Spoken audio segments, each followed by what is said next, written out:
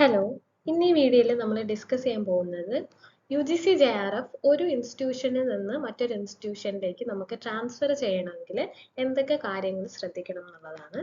അപ്പോൾ നമുക്ക് ഈ ഒരു ട്രാൻസ്ഫറിന് വേണ്ടിയിട്ട് മെയിൻ ആയിട്ട് 4 സ്റ്റേജസ് ആണുള്ളത്. അപ്പോൾ ആദ്യത്തെ സ്റ്റേജിൽ നമ്മുടെ ഇപ്പം നമ്മൾ PhD ചെയ്യുന്ന ഇൻസ്റ്റിറ്റ്യൂഷൻ ട്രാൻസ്ഫറിനെ ഇനിഷ്യേറ്റ് ചെയ്യും. രണ്ടാമത്തെ സ്റ്റേജിൽ സ്കോളർ, അതായത് നമ്മൾ അത് അപ്രൂവ് ചെയ്യും. മൂന്നാമത്തെ സ്റ്റേജിൽ നമ്മുടെ പുതിയ ഇൻസ്റ്റിറ്റ്യൂഷനിൽ ട്രാൻസ്ഫർ ഇൻ, അതായത് നമ്മുടെ ആ പുതിയ ഇൻസ്റ്റിറ്റ്യൂഷനിലേക്കുള്ള ട്രാൻസ്ഫറിനെ അവർ ഇനിഷ്യേറ്റ് ചെയ്യും. മൂന്നാമത് UGCയുടെ അപ്രൂവൽ. ഇത് 4 സ്റ്റേജുകളാണ് നമ്മുടെ UGC JRFന്റെ ട്രാൻസ്ഫറിൽ ഉള്ളത്. അപ്പൊ നമുക്ക് ഓരോ സ്റ്റേജസ് ആയിട്ട് ഡീറ്റെയിൽ ആയിട്ട് നോക്കാം. അപ്പൊ ആദ്യത്തെ സ്റ്റേജിൽ നമ്മൾ ചെയ്യേണ്ടുന്നത്, നമ്മളിപ്പം ഇപ്പോൾ ഉള്ള ഇൻസ്റ്റിറ്റ്യൂഷനിൽ നിന്ന് പോവാനായിട്ട് നമ്മൾ തീരുമാനിച്ചെങ്കിൽ നമ്മൾ ആ വിവരം നമ്മളെ ഇൻസ്റ്റിറ്റ്യൂഷനെ അറിയിക്കുക, നമ്മളെ ഗൈഡിനെ അറിയിക്കുക. അതിനുശേഷം നമ്മൾ ആ യൂണിവേഴ്സിറ്റിയിൽ നിന്ന് നമ്മൾ ഈ ഇൻസ്റ്റിറ്റ്യൂഷനിൽ നിന്ന് മാറുന്നതിന് ഇപ്പോൾ ഉള്ള ഇൻസ്റ്റിറ്റ്യൂഷന് ഒരു തരത്തിലും ഉള്ള ഒബ്ജക്ഷൻ ഇല്ല എന്നുള്ള രീതിയിലുള്ള നോ ഒബ്ജക്ഷൻ സർട്ടിഫിക്കറ്റ് നമ്മൾ ആ യൂണിവേഴ്സിറ്റിയിൽ നിന്ന് കൈക്കലാക്കേണ്ടതാണ്. അപ്പോൾ ആ NOC ലെറ്ററിൽ നമ്മൾ ശ്രദ്ധിക്കേണ്ടുന്ന മെയിൻ ആയിട്ട് 6 കാര്യങ്ങളുണ്ട്. ആ NOC ലെറ്ററിൽ സ്കോളറിന്റെ, അതായത് നമ്മുടെ പേരും UGC റെഫറൻസ് നമ്പറും അതിൽ മെൻഷൻ ചെയ്തിരിക്കണം. രണ്ടാമതായിട്ട് നമ്മൾ ട്രാൻസ്ഫർ ചെയ്യുന്ന ഡേറ്റ്, അതായത് ഇപ്പം നമ്മൾ ആ ഇൻസ്റ്റിറ്റ്യൂഷൻ വിടുന്ന അവിടെ നിന്ന് നമ്മൾ ഇറങ്ങുന്ന ഡേറ്റ് ഓഫ് ട്രാൻസ്ഫർ എന്ന് പറഞ്ഞിട്ട് ആ NOC ലെറ്ററിന്റെ ബോഡിയിൽ തന്നെ അത് മെൻഷൻഡ് ആയിരിക്കണം. നമ്മൾ ആ മാറ്റർ എഴുതുമ്പോൾ തന്നെ അതിൽ ഡേറ്റ് ഓഫ് ട്രാൻസ്ഫർ ക്ലിയർ ആയിട്ട് മെൻഷൻ ചെയ്തിരിക്കണം. മൂന്നാമത് നമ്മുടെ റീസൺ ഫോർ ട്രാൻസ്ഫർ അതിൽ പേഴ്സണൽ റീസൺ എന്നോ മെഡിക്കൽ റീസൺ എന്നോ എന്താണെങ്കിലും അത് വെക്കാവുന്നതാണ്. എൻ്റെത് പേഴ്സണൽ റീസൺ എന്നാണ് വെച്ചിട്ടുള്ളത്. അപ്പോൾ അത് അപ്രൂവ് ആയിട്ടുണ്ട്. മൂന്നാമത്തത് നമ്മൾ റീസൺ കഴിഞ്ഞു. ഇനി നാലാമതായിട്ട് നമ്മൾ ശ്രദ്ധിക്കേണ്ടുന്നതാണ് നമ്മുടെ ഗൈഡിന്റെ സിഗ്നേച്ചർ, അതുപോലെ തന്നെ നമ്മുടെ ഹെഡ് ഓഫ് ദി ഡിപ്പാർട്ട്മെന്റ് അല്ലെങ്കിൽ ഡീൻ ഉണ്ടെങ്കിൽ അവരുടെ സൈൻ, അതുപോലെ തന്നെ നമ്മുടെ ഇൻസ്റ്റിറ്റ്യൂഷന്റെ ടോപ്പ് മോസ്റ്റ് ഹെഡ് ആരാണ്, രജിസ്ട്രാർ ആണോ ഡയറക്ടർ ആണോ, അപ്പൊ അവരുടെ സൈൻ വേണം. അവരുടെ പേരും സൈനും ഡെസിഗ്നേഷൻ സീലും വേണം. ഇപ്പൊ HODയുടെയും ഗൈഡിന്റെയും രജിസ്ട്രാറിന്റെയും ഡെസിഗ്നേഷൻ സീൽ, അവരുടെ പേരും അവര് ഏത് പോസ്റ്റിലാണ് ഉള്ളത്, ഇപ്പൊ ഡയറക്ടർ ആണെങ്കിൽ ഡയറക്ടർ ഓഫ് ഈ ഇൻസ്റ്റിറ്റ്യൂട്ട് എന്ന് പറയുന്ന ആ സീല് നമ്മുടെ NOC ലെറ്ററിൽ ഉണ്ടായിരിക്കണം. അതുപോലെ തന്നെ ഇൻസ്റ്റിറ്റ്യൂഷന്റെ സീലും ഉണ്ടാവേണ്ടതാണ്. അടുത്തതായിട്ട് നമ്മൾ ഈ ലെറ്റർ ടൈപ്പ് ചെയ്യുന്നത് സാധാ A4 ഷീറ്റിൽ ചെയ്താൽ പോരാ, ഇൻസ്റ്റിറ്റ്യൂഷന്റെ ലെറ്റർ ഹെഡിൽ തന്നെ ടൈപ്പ് ചെയ്തിരിക്കണം. അപ്പൊ നമ്മുടെ ലെറ്ററിന്റെ മാറ്റർ വരുന്നത് എങ്ങനെയാണെന്ന് വെച്ചാൽ the institution does not have any objection in transfer of UGC JRF of the scholar എന്ന് പറഞ്ഞ് വേണം അതിന്റെ മാറ്റർ വരാൻ. ഈ സ്കോളറിന്റെ UGC JRF ഈ ഇൻസ്റ്റിറ്റ്യൂഷനിൽ നിന്ന് ട്രാൻസ്ഫർ ആവുന്നതിൽ ഈ ഇൻസ്റ്റിറ്റ്യൂഷന് യാതൊരു തരത്തിലുമുള്ള ഒബ്ജക്ഷൻ ഇല്ല എന്നുള്ളത് ക്ലിയർ ആയിട്ട് അതിൽ പറഞ്ഞിരിക്കണം. ഇതാണ് നമ്മുടെ ഫസ്റ്റ് ഫേസിൽ നമ്മൾ ആദ്യമേ ചെയ്യേണ്ടുന്നത്. നമുക്ക് NOC ലെറ്റർ കിട്ടിക്കഴിഞ്ഞാൽ ഓരോ യൂണിവേഴ്സിറ്റിക്കും അവരുടേതായിട്ടുള്ള മേക്കർ ഉണ്ടാവും, അതുപോലെ തന്നെ ചെക്കർ ഉണ്ടാവും. അപ്പോ ഈ ട്രാൻസ്ഫറിന്റെ പ്രോസസ് ഇനിഷ്യേറ്റ് ചെയ്യുന്നത്, അത് തുടങ്ങുന്നത് ആ ഇൻസ്റ്റിറ്റ്യൂഷന്റെ അല്ലെങ്കിൽ യൂണിവേഴ്സിറ്റിയുടെ മേക്കറാണ്. അപ്പം മേക്കറിനെയാണ് നമ്മൾ ആദ്യമേ കോണ്ടാക്ട് ചെയ്യേണ്ടുന്നത്. മേക്കറിന് നമ്മൾ ഈ NOC ലെറ്റർ കൊടുക്കുക, നമ്മൾ ഈ ഇൻസ്റ്റിറ്റ്യൂഷനിൽ നിന്ന് ട്രാൻസ്ഫർ ചെയ്യാൻ താല്പര്യപ്പെടുന്നുണ്ടെന്ന് പറയുക. പറഞ്ഞതിന് ശേഷം അവരാണ് അത് ഇനിഷ്യേറ്റ് ചെയ്യുന്നത്. അപ്പം നമുക്കൊരു SFMP പോർട്ടൽ ഉള്ളതുപോലെ തന്നെ ഈ മേക്കറിനും അവരുടേതായിട്ടുള്ള ലോഗിൻ ഉണ്ടാവും.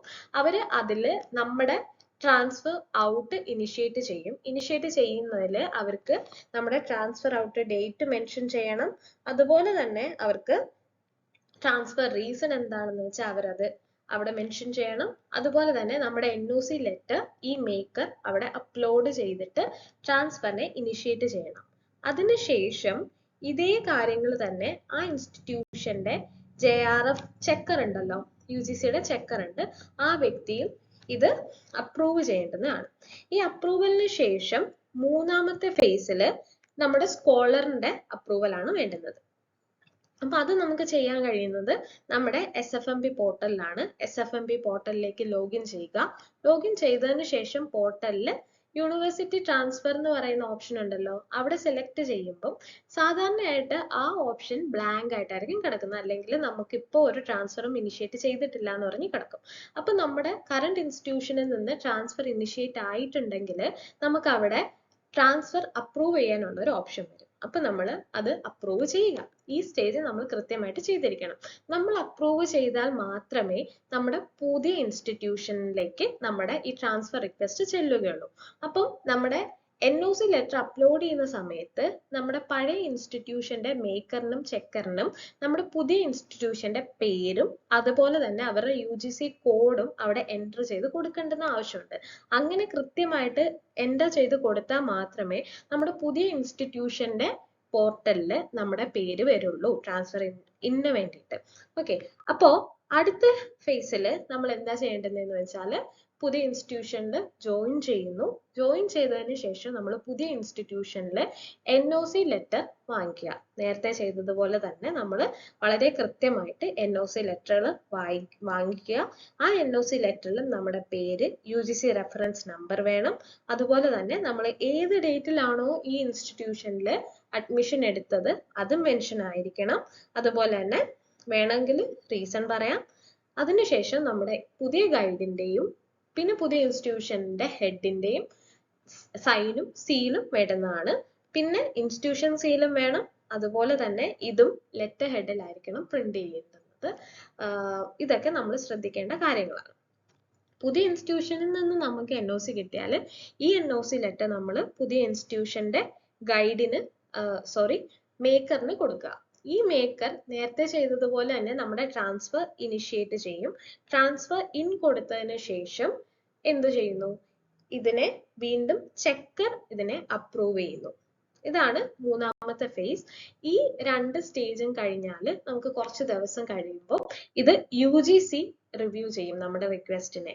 UGC റിവ്യൂ ചെയ്യുന്ന സമയത്ത് ഈ പറഞ്ഞ കാര്യങ്ങളൊക്കെ ക്ലിയർ ആയിട്ടുണ്ടെങ്കിൽ UGC ഇത് അപ്രൂവ് ചെയ്യും. എന്തെങ്കിലും കാര്യം നമ്മൾ വിട്ടുപോയിട്ടുണ്ടെങ്കിൽ ആദ്യമേ നമുക്ക് റിജക്റ്റഡ് എന്ന് പറഞ്ഞ് വരും. റിജക്റ്റ് ആയാലും എന്തുകൊണ്ടാണ് നമുക്ക് റിജക്റ്റ് ആയത്, നമ്മൾ എന്താണ് ഇനി ചെയ്യേണ്ടുന്നത് എന്ന് വളരെ കൃത്യമായിട്ട് അവർ പറഞ്ഞിട്ടുണ്ടാവും. അപ്പൊ അത് കാരണം തന്നെ നമുക്ക് എന്ത് ചെയ്യാൻ പറ്റും? അത് ക്ലാരിഫൈ ചെയ്തിട്ട് വീണ്ടും ഈ പ്രോസസ്സ് നമ്മൾ ആദ്യം തൊട്ട് ചെയ്യേണ്ടി വരും. നമ്മുടെ പഴയ ഇൻസ്റ്റിറ്റ്യൂഷനിൽ നിന്ന് നമ്മൾ ആദ്യമേ തൊട്ട് ചെയ്ത പോലെ NOC ലെറ്റർ, പുതിയ NOC ലെറ്റർ വേണമെങ്കിൽ പുതിയ NOC ലെറ്റർ വാങ്ങിക്കുക. അതുപോലെ തന്നെ അവിടെ മേക്കർ അപ്ലോഡ് ചെയ്യുന്നു, പിന്നെ ചെക്കർ അപ്ലോഡ് ചെയ്യുന്നു, നമ്മൾ അപ്രൂവ് ചെയ്യുന്നു. അതിനുശേഷം പുതിയ ഇൻസ്റ്റിറ്റ്യൂഷനിൽ ഇപ്പൊ നമ്മൾ ചെയ്ത പോലുള്ള സ്റ്റെപ്പുകൾ ചെയ്ത് കഴിയുമ്പം നമുക്ക് UGC അപ്രൂവ് ചെയ്യുന്നതാണ്. അതിൽ വീണ്ടും എന്തെങ്കിലും തെറ്റുണ്ടെങ്കിൽ നമുക്ക് വീണ്ടും റിജക്റ്റഡ് ആയിട്ട് എന്താണ് നമ്മൾ ചെയ്യേണ്ടതെന്ന് പറഞ്ഞു വരും. ഇവിടെ നിങ്ങൾക്ക് ഉണ്ടാവാൻ ചാൻസ് ഉള്ള കുറെ ഡൗട്ട്സ് ഉണ്ട്. ഒന്ന്, ഒരു ടൈം ഗ്യാപ്പ് വരുന്നത് ഓക്കെ ആണോ? എനിക്ക് ഒരു 4 മാസത്തിൽ കൂടുതൽ ഗ്യാപ്പ് വന്നിട്ടുണ്ട്, എന്നിട്ടും എൻ്റെ യൂണിവേഴ്സിറ്റി ട്രാൻസ്ഫർ അപ്രൂവ് ചെയ്തിട്ടുണ്ട്.